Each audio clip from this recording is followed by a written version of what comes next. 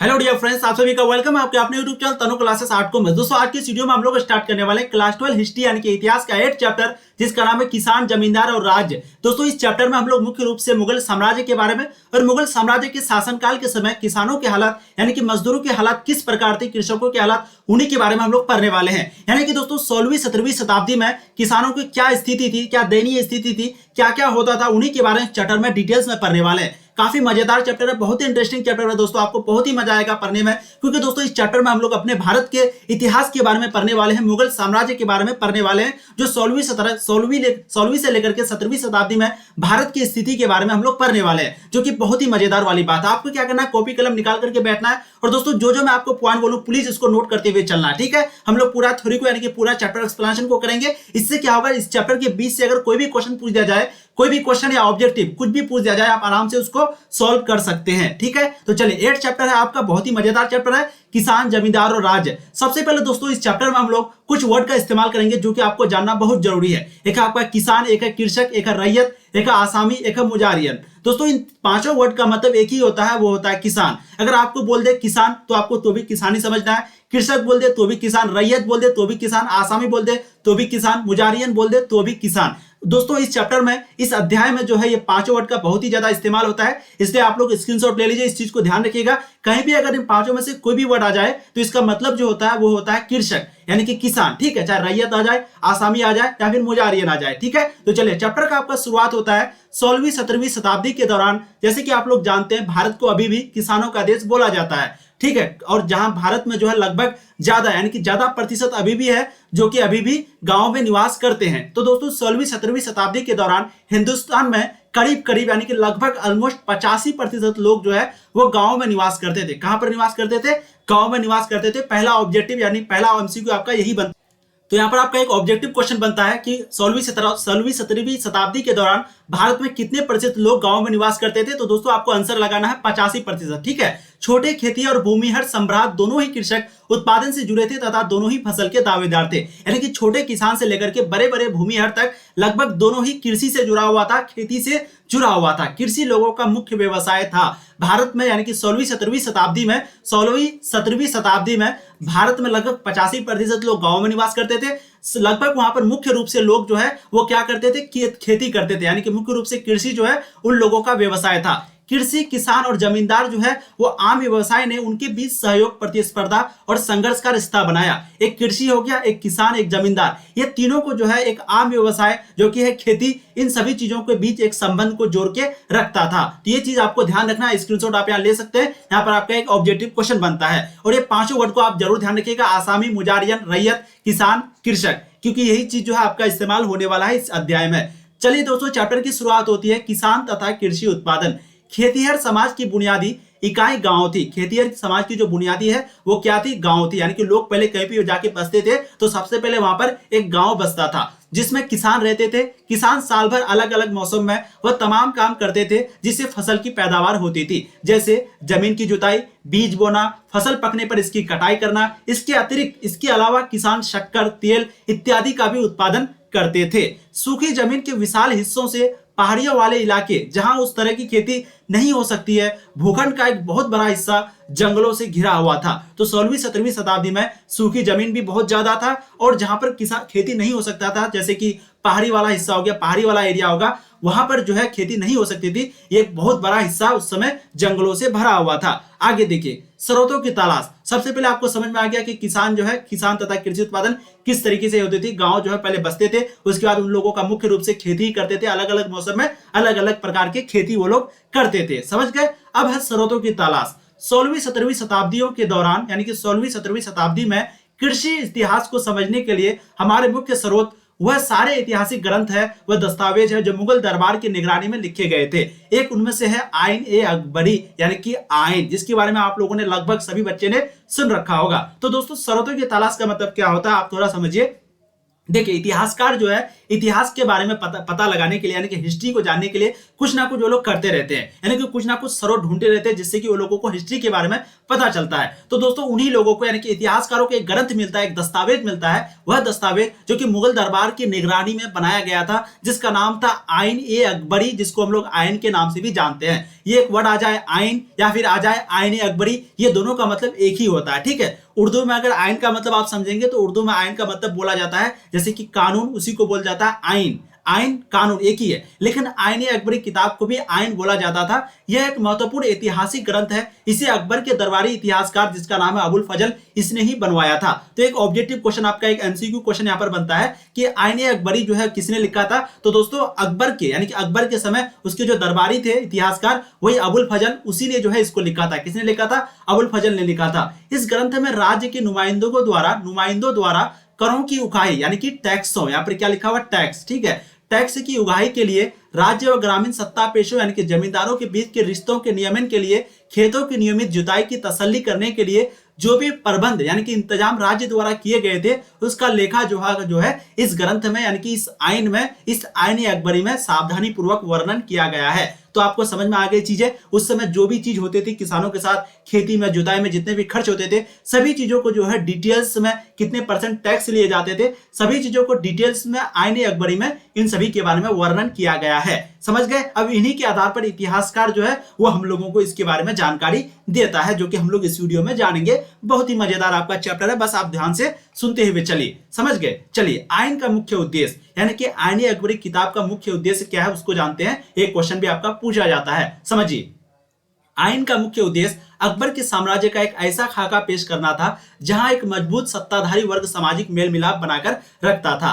आइन के लेखक के अनुसार मुगल राजा के खिलाफ कोई भी बगावत या किसी भी प्रकार की स्वायत्त सत्ता की दावेदारी का असफल होना पहले ही तय था। तो आइन के लेखक के अनुसार था कि मुगल साम्राज्य में कोई भी अगर मुगल साम्राज्य के खिलाफ करे, बगावत करे, तो उसको किसी भी प्रकार का स्वायत्त सत्ता की दावेदारी करे तो दोस्तों वो असफल होना उसका जो है पहले से ही तय था। 17वीं से लेकर के 18वीं शताब्दियों के में गुजरात, राजस्थान तथा महाराष्ट्र से मिले दस्तावेज सरकार की आमदनी की विस्तृत जानकारी देती है। तो 17वीं से लेकर के 18वीं सदी में गुजरात में, राजस्थान में, महाराष्ट्र में क्वेश्चन पूछा जाता है, गुजरात में, राजस्थान में, महाराष्ट्र में मिले दस्तावेज के अनुसार दस्तावेज सरकार की आमदनी का जो है वे विस्तृत जानकारी देता है। ईस्ट इंडिया कंपनी के दस्तावेज पूर्वी भारत में कृषि संबंधों का उपयोगी खाका जारी करता है। तो ईस्ट इंडिया कंपनी के दस्तावेज जो है वो पूर्वी भारत में कृषि संबंधों का उपयोगी खाका तैयार करता है। तो ये कुछ प्रकार का मुख्य उद्देश्य है जो कि आइन का है, जो कि मैंने आपको बताया। अब आगे देखिए किसान तथा उनकी जमीन। मुगल काल के भारतीय फारसी स्रोत किसान के लिए प्रायत रैयत, मैंने आपको कहा था अभी रैयत के बारे में। रैयत का मतलब आपको सिंपली समझना है किसान। तो किसान के लिए प्राय रैयत, जिसको बोलते हैं रिआया या फिर बहुवचन अथवा मुजारियन शब्द का प्रयोग करते थे। साथ ही किसान या आसामी जैसे शब्द भी मिलते थे। तो मैंने आपको बताया किसान के लिए जो है वो लोग रैयत का भी यूज करते थे, जिसका मतलब होता है रिआया या फिर बहुवचन, ठीक है। बहुवचन उसका क्या हो गया? रिआया। रैयत का बहुवचन क्या हो गया? रिआया। और मुजारियन शब्द का भी प्रयोग करते थे, जिसका मतलब क्या होता है? किसान। या फिर कभी कभी आसामी का भी प्रयोग करते थे। तो इन तीनों वर्ड को आपको दिमाग में रखना है। ये वर्ड जो है आपका बार बार आने वाला है, क्वेश्चन में, एग्जाम में आपका पूछा जाता है। समझ गए? 17वीं सदी के स्रोत दो प्रकार के कृषकों की चर्चा करते थे। दो प्रकार के कृषकों की चर्चा करते थे। कृषकों का मतलब किसान, यानी कि दो प्रकार के किसान हुआ करते थे। पहला आपका यहाँ पर 17वीं के दौरान हम लोग पढ़ रहे हैं, ठीक है। पहला आपका खुद काश्त किसान, दूसरा आपका पाही काश्त। इसका मतलब आप सिर्फ वर्ड को ही देख के कर सकते हैं। खुद का मतलब होता है खुद, यानी कि खुद का मतलब क्या हो गया? यानी कि जो किसान खुद के जमीन पर, अपने जमीन पर खेती करते हैं उसको बोला जाता है, यानी कि जो अपने गांव में अपने ही खेत में खेती करते हैं उसको बोला जाता था खुद काश्त किसान। काश्त का मतलब खेती। और कोई होता है पाही काश्त, यानी कि जो किसान, जो मजदूर दूसरों के वहां जाकर के, दूसरे के गांव में जाकर के, दूसरे के खेतों में जाके खेती करते थे, उसको बोला जाता है पाही काश्त। अब यहाँ पर डेफिनेशन समझिए। ये वह किसान थे जो उन्हीं गांव में रहते थे जिस गांव में उनकी भूमि होती थी, और उन्हीं गांव में, यानी कि अपने ही गांव में रहते थे, अपने ही गांव के खेत में खेती करते थे, उसको बोला जाता है खुद काश्त किसान। ये क्वेश्चन आपको पूछा जाता है, इसलिए मैं आपको यहाँ पर अच्छे से बता रहा हूँ। एक है पाही काश्त, यह भी खेतीहर यानी कि किसान थे जो कि दूसरे गांव से ठेके पर खेती करने आते थे। लोग अपनी मनमर्जी से पाही काश्त बनते थे। लोग जो है अपने मनमर्जी से पाही काश्त बनते थे। कभी कभी करों की बोझ यानी कि टैक्स, कभी कभी टैक्स अदा करने की बोझ, लगान, अकाल या फिर भूखमरी, आर्थिक कष्ट, आर्थिक संकट को उन्हें पाही काश्त बनने में मजबूर कर देता था। तो क्योंकि कोई भी चीज हो, कोई भी मालिक हो, कोई भी आदमी हो, वो खुद मालिक बनना चाहेगा। अगर कोई मजदूर बनता है तो कुछ ना कुछ उसका मजबूरी रहता है। तो उस समय की जो मजबूरी थी, या तो वो टैक्स थी, या फिर बोझ, या फिर टैक्स की बोझ यानी कि करों की बोझ, या फिर लगान, या फिर अकाल, या फिर भुखमरी। यही आर्थिक संकट थी जिसके कारण वो पाही कास्त बनने में मजबूर हो जाते थे। समझ गए? तो खुद कास्त के बारे में और पाही कास्त के बारे में आपको अच्छे से समझ में आ गई होंगी। अब देखते हैं दोस्तों, गुजरात में जिन कृषकों के पास 6 एकड़ के करीब जमीन होती थी उन्हें समृद्ध माने जाते थे। ठीक है, तो जिसके पास 6 एकड़ के करीब जमीन होती थी उन्हें क्या बोला जाता था? समृद्ध। बंगाल में एक औसत किसान की जमीन की ऊपरी सीमा 5 एकड़ थी। तो बंगाल में एक औसत किसान की जमीन यानी कि एक एवरेज निकाला गया, तो लगभग किसानों के पास जमीन जो है वो 5 एकड़ से भी अधिक थी, यानी कि ऊपरी सीमा जो है वो 5 एकड़ थी। 10 एकड़ जमीन वाले आसामी को अमीर समझा जाता था। 10 एकड़ जमीन वाले किसान को यानी कि आसामी को क्या बोला जाता था? अमीर बोला जाता था। जमीन जुताई कर किसान हर जमीन की सीमा पर ईंट, मिट्टी और कांटों से पहचान के लिए निशान लगा देते थे। तो जमीन जुताई के लिए किसान जो है वो अपने जमीन पर क्या करते थे? या तो ईंट लगा देते थे, या मिट्टी, या फिर कांटों से पहचान के लिए वो जो है निशान लगा दिया करते थे। तो ये कुछ इंपॉर्टेंट पॉइंट है जो कि पाही का यानी कि जो कि इंपॉर्टेंट पॉइंट है जो कि आपका चैप्टर में दिया हुआ था, आप लोग को ध्यान रखना है। समझ में आ गई आप लोगों को? गुजरात के बारे में हम लोग यहाँ पर पढ़ रहे थे, बंगाल के बारे में भी पढ़े। वहां पर 5 एकड़ से ज्यादा होती थी, जिसके पास 10 एकड़ से ज्यादा होती थी उसको आसामी बोला जाता था, उसको अमीर समझा जाता था, उस किसान को अमीर समझा जाता था। समझ गए आप? चलिए आगे देखते हैं सिंचाई तथा तकनीक। जैसे कि हम लोगों ने हड़प्पा सभ्यता में हो गया, आपका एक साम्राज्य की राजधानी विजयनगर चैप्टर 7 में हो गया, हम लोगों ने पढ़ा था कि लोग कैसे कैसे पानी की सुविधा करते थे। बस सेम टू सेम हम लोग यहाँ भी वही चीज को पढ़ने वाले हैं। समझ गए? देखिए, सिंचाई तथा तकनीक।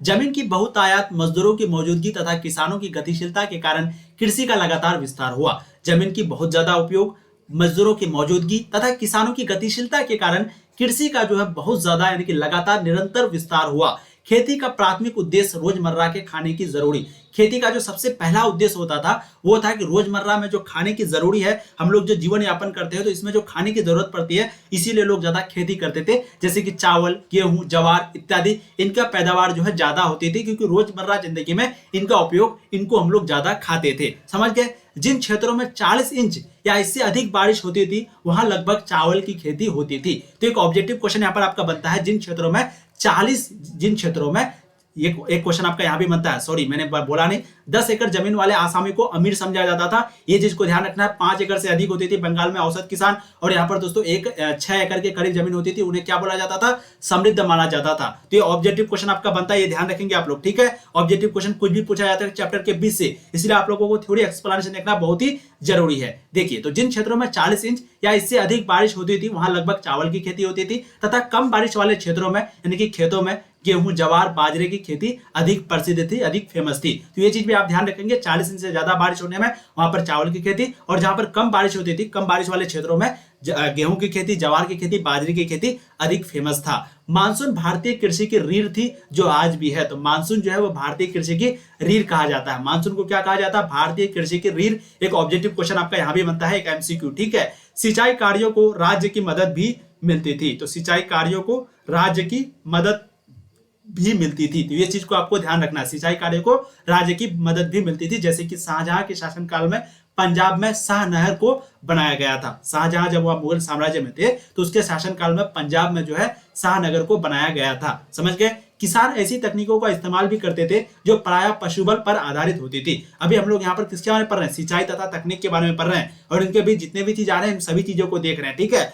आप लोग को अच्छे से समझते हुए जाना है, और आपको पॉइंट को दिमाग में रखना, जो भी ऑब्जेक्टिव क्वेश्चन बने उसको नोट करना है। समझ गए? चलिए, तो किसान जो है ऐसी तकनीकों का इस्तेमाल भी करता था जो कि प्रायः पशुबल पर आधारित होती थी। बैलों के जोड़े के मदद से खींचे जाने वाले बरमे का उपयोग बीज बोने के लिए किया जाता था। बीजों को हाथ से छिड़क कर बोने का रिवाज ज्यादा प्रचलित था। किसान रहट की मदद से कुएं से पानी निकालकर सिंचाई करते थे। किसकी मदद से? रहट की मदद से कुएं से पानी निकालकर जो है किसान लोग वो क्या करते थे? सिंचाई करते थे, और बीजों को हाथ से छिड़क कर। तो ये सभी चीजों को आप लोग को ध्यान रखना है। अब देखिए, तंबाकू का प्रसार। क्वेश्चन भी पूछा जाता है, कौन सा राजा है जो कि तंबाकू का विरुद्ध थे? कौन है जो कि तंबाकू को बहुत ज्यादा फैलाए? तो यहीं से आपका एक ऑब्जेक्टिव क्वेश्चन भी बनता है जो कि आपको देखना है। तंबाकू का प्रसार, यह पौधा सर्वप्रथम दक्कन पहुंचा तथा वहां से 17वीं सदी के शुरुआती वर्षों में से उत्तर भारत पर लाया गया। समझ गए? तो यह पौधा जो है सबसे पहले दक्कन पहुंचा था, वहां से 17वीं सदी के शुरुआती वर्षों में से उत्तर भारत लाया गया था।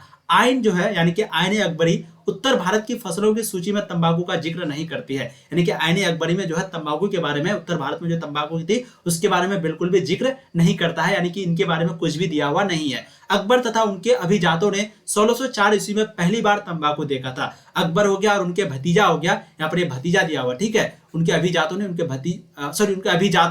अभिजातों ने 1604 ईस्वी में पहली बार तंबाकू देखा था। तो आपको पूछा जा सकता है सबसे पहली बार तंबाकू किसने देखा था, तो अकबर ने देखा था। कब? 1604 ईस्वी में, ठीक है। जहांगीर ने तंबाकू के बुरी आदत पर पाबंदी लगा दी, पर यह बेअसर साबित हुआ। तो ये भी क्वेश्चन पूछा जाता है, कौन उस पर पाबंदी लगाया था, तो जहांगीर ने। और अकबर जो है सबसे पहली बार देखा था, यानी कि 1604 ईस्वी में पहली बार वो तंबाकू को देखा था। 17वीं सदी के अंत तक तंबाकू जो है पूरे भारत में खेती, व्यापार और उपयोग की मुख्य वस्तुओं में से एक था। तो 17वीं शताब्दी के अंत तक भारत में लगभग पूरे भारत में खेती हो गया, व्यापार, इसमें जो है तंबाकू जो है एक प्रकार का मुख्य रूप से खेती हो गया था, वस्तु को माना गया था, वस्तुओं में से एक था। अब देखिए फसलों की भरमार। मौसम के दो मुख्य चक्रों के दौरान खेती की जाती थी। मौसम के दो मुख्य चक्रों के दौरान खेती की जाती थी। पतझड़ मौसम खरीफ फसल तथा वसंत मौसम में रबी फसल।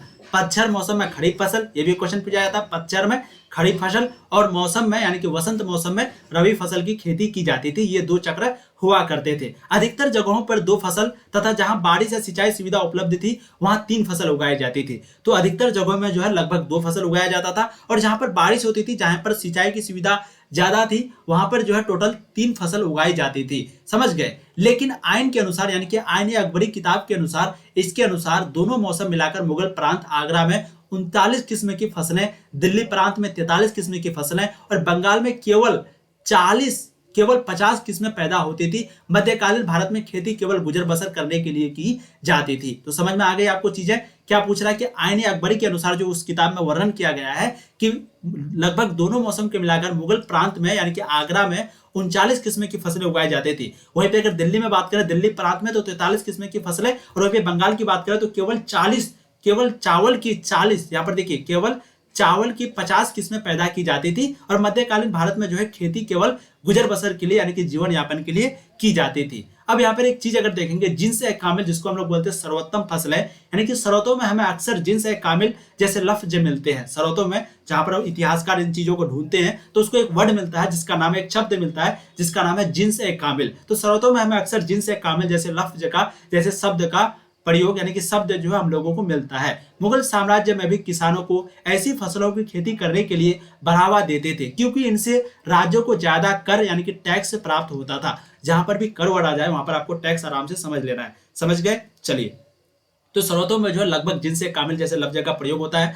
और मुगल साम्राज्य में जो है किसानों को ऐसी फसलों की खेती करने के लिए बढ़ावा देते थे, क्योंकि इनसे राज्य को यानी कि राजाओं को जो है टैक्स ज्यादा मिलती थी। कपास तथा गन्ने जैसे फसलों को बेहतरीन जिनसे कामिल थी। कपास तथा गन्ने जैसे फसलें बेहतरीन जिनसे कामिल थी। मध्य भारत में तथा दक्कनी पठार में फले हुए जमीन के बड़े बड़े टुकड़ों पर कपास उगाई जाती थी। जबकि बंगाल अपनी चीनी के लिए मशहूर था। बंगाल जो है यहाँ पर बता रहा है कि मध्य भारत में तथा दक्कनी पठार में फैले हुए जमीन के बड़े बड़े टुकड़ों पर कपास उगाई जाती थी। वहीं पे अगर बंगाल की बात करें तो बंगाल में चीनी के लिए मशहूर था। बंगाल जो है वो अपनी चीनी के लिए मशहूर था। तिलहन तथा दलहन की फसलें नकदी फसलों में आती है। तिलहन और दलहन, एक तिलहन एक दलहन, ये फसलें जो है वो कौन सी फसल में आती है, नकदी फसल में आती है। और 17वीं शताब्दी में दुनिया के अलग अलग हिस्सों से कई नई फसलें भारतीय उपमहाद्वीप में पहुंची थी। तो कब? 17वीं शताब्दी में दुनिया के अलग अलग हिस्सों से कई नई फसलें जो है भारतीय उपमहाद्वीप में पहुंची थी। जैसे मक्का भारत में अफ्रीका तथा स्पेन के रास्ते से लाया गया था। मक्का जो है वो भारत में अफ्रीका तथा स्पेन के रास्ते से लाया गया था। कब? 17वीं शताब्दी में। और 17वीं सदी तक इसकी गिनती जो है वो पश्चिम भारत की मुख्य फसलों में होने लगी। तो ये 17वीं शताब्दी में आया ही मक्का, और 17वीं शताब्दी तक ये जो है यानी कि मक्का का खेती जो है वो भारत में मुख्य फसलों में इसका गिनती होने लगा। ठीक है। आलू, टमाटर, मिर्च जैसी सब्जियां तथा पपीता, अनानास जैसे फल भी नई दुनिया से लाई गई है। तो इन चीजों का आपको ध्यान रखना है। मक्का जो है कहां से आया था? अफ्रीका तथा स्पेन के रास्ते से लाया गया था 17वीं शताब्दी में। और आलू, टमाटर, मिर्च जो है ये सभी सब्जियां जो है, पपीता हो गया, अनानास हो गया, जैसे फल भी नई दुनिया से लाई गई है। तो ये चीजें आपको समझ में आ गई कि किस प्रकार के जिनसे कामिल, सर्वोत्तम फसलें वगैरह काम करती थी। चीजें मैंने आपको बताई। अगर आप लोगों को थोड़ा सा भी डाउट हो रहा तो थोड़ा सा वीडियो को पीछे करके फिर से देख लीजिए, आपको सभी चीजें जो है बहुत अच्छे से समझ में आएंगे। ठीक है। चलिए अब नेक्स्ट पॉइंट पर चलते हैं। नेक्स्ट पॉइंट है आपका ग्रामीण समुदाय, जो कि बहुत ही इंपॉर्टेंट है, लॉन्ग क्वेश्चन में आपको पूछा जाता है, इसलिए यहाँ से आपको चीजें को जो है ध्यान से देखना है। एक बार चेक कर ले तो आप लोगों को तो वॉइस क्वालिटी, वीडियो क्वालिटी सब अच्छे से पहुंच रही है। चलिए बहुत अच्छी बात है। चलिए ग्रामीण समुदाय, जाति तथा ग्रामीण माहौल। जाति और अन्य जाति जैसे कि भेदभाव के कारण खेतीहर किसान कई तरह के समूहों में बंट गए थे। जाति तथा ग्रामीण माहौल, जाति और अन्य जाति जैसे भेदभाव के कारण खेतीहर किसान कई तरह के समूहों में बंट गया था। खेती की जुताई करने वालों में लोगों की बड़ी संख्या को नीच समझे जाने वाले कामों में लगे रहने पड़ते थे, या फिर जिसको हम लोग नीच यानी कि जिस काम को हम लोगों को करने का मन नहीं करता है उन कामों में उन लोगों को रखना पड़ता था, या फिर खेतों में मजदूरी करते थे। खेती लायक जमीन की कमी नहीं थी, फिर भी कुछ जाति के लोगों को सिर्फ नीच समझे जाने वाले काम ही दिए जाते थे। इस तरह वे लोग गरीब रहने में मजबूर थे, क्योंकि वो लोग गरीब थे इसलिए वो लोग मजबूर थे। तो कुछ ऐसे लोग थे जाति की वजह से, अन्य जाति की वजह से, यानी कि जातियों के साथ भेदभाव होता था, उन लोगों को मजबूरन वो काम करना पड़ता था जो कि नीच समझा जाता था, जिसको बहुत ही घटिया काम बोला जाता था। उन कामों को करना पड़ता था क्योंकि वो लोग गरीब थे और उन लोगों की जाति अलग थी। अब देखिए गांव की आबादी का एक बहुत बड़ा हिस्सा ऐसे समूह का था जिनके पास संसाधन सबसे कम था तथा यह जाति व्यवस्था की पाबंदियों से बंधे हुए थे। और गांव का आबादी का एक बहुत बड़ा हिस्सा ऐसे समूह का था जिनके पास जो संसाधन है वो बहुत कम था और ये जाति व्यवस्था की पाबंदियों से बंधे हुए थे। इनकी हालत लगभग वैसा ही थी जैसे अभी आधुनिक भारत में दलितों की है। समझ गए, इनकी हालत वैसा ही थी जैसे अभी आधुनिक भारत में दलितों की स्थिति है, सेम टू सेम उनकी हालत वैसी ही थी। मुसलमान समुदायों में हलाल खोरान जैसे नीच कामों से जुड़े समूह गांव की सीमा के बाहरी रह सकते थे। समझ गए, तो मुसलमान में कि आप लोग जैसे जानते होंगे एक हलाल वर्ड होता है, हलाल का एक हराम एक हलाल, तो हराम का ऑपोजिट को आपको हलाल बोलना, मतलब कोई जैसे कि कोई पैसा अगर लिया किसी का तो अगर गलती से ले लिया, गलत तरीके से ले लिया तो उसको बोला जाता है हराम। वहीं पे अगर सही तरीके से ले लिया तो उसको बोला जाता है हलाल। चीजें आपको समझ में आ रही है? जो अगर सही तरीके से यानी अगर आप ईमानदारी से मेहनत से कमाया तो उस चीज को बोला जाता है हलाल। तो दोस्तों हलाल खुरान यानी कि हलाल खुरान एक प्रकार का मतलब क्या हो गया? हराम। समझ गए, हलाल खुरान वर्ड अगर लग गया तो उसका मतलब आपको समझना है हराम। तो मुसलमान समुदायों में हलाल खुरान जैसे नीच कामों से जुड़े समूह गांव की सीमा के बाहर ही रखते थे, यानी कि जो ये काम करता था, जो हलाल खुरान होते थे, उन लोगों को गांव की सीमा में अंदर नहीं आने दिया जाता था, अंदर आने की परमिशन नहीं होती थी, उनको बाहर ही रुकना पड़ता था गांव के बाहर। इसी प्रकार बिहार में मल्लाह जादाओं यानी कि नाविकों के पुत्र को बोला जाता है, जिसको हम लोग देहाती भाषा में बहुत कोई माला भी बोलता है, माला, ठीक है, माला मतलब जो ये चलाता नाव वगैरह चलाता है या फिर जो भी है आप लोग समझिए। तो इसी प्रकार बिहार में मल्लाह जादाव जिसको बोला जाता है नाविकों के पुत्र यानी कि नाविकों के पुत्र की तुलना दासों से की जा सकती थी। 17वीं शताब्दी में मारवाड़ में लिखी गई एक किताब जो कि राजपूतों की चर्चा किसानों के रूप में करती है। इस किताब के अनुसार जाट भी किसान थे, परंतु जाति व्यवस्था में उनके स्थान राजपूतों की तुलना में बहुत नीची थी। चीजें आपको समझ में आ रही है? तो 17वीं शताब्दी में मारवाड़ में लिखा गया है एक किताब है जिसका नाम राजपूतों की चर्चा किया गया है, राजपूतों को किसानों के रूप में करती है। इस किताब का जो अनुसार है वो जाट भी किसान थे, लेकिन इस जाट जो है वो ब्राह्मण यानी कि जाति व्यवस्था में उनके राजपूतों की तुलना में बहुत नीचा था। समझ गए, 17वीं सदी में राजपूत होने का दावा वृंदावन यानी कि यूपी के इलाके में गौरव समुदाय ने भी किया था। समझ गए, पशुपालन तथा बागवानी में बढ़ते लाभ के कारण गुज्जर, अहीर तथा माली जैसी जातियों की सामाजिक स्थिति में सुधार आया था। समझ गए दोस्तों? तो देखिए यहाँ पर छोटा छोटा पॉइंट है जो कि आपको समझना है। आपके एनसीईआरटी के अकॉर्डिंग यहाँ पर पूरा आपको नोट्स को बनाया गया है, इसलिए आपको लोग को लग रहा होगा कि सर क्या पढ़ा है, लेकिन सभी चीजें जो है आपके लिए बहुत ही इंपॉर्टेंट है। एक बार आपको शुरू से बताते हैं, जैसे अगर आप यहाँ पर देखेंगे तो हम लोग चैप्टर का शुरुआत किए थे, आपको बोले थे कि किसान, कृषक, रैयत, आसामी, मुजारियन, ये 5 वर्ड है जो कि सिर्फ सभी का मतलब एक ही होता है, वो है किसान। समझ गए, इन वर्ड में से कोई भी वर्ड अगर आ जाए, कोई भी शब्द आ जाए इस चैप्टर में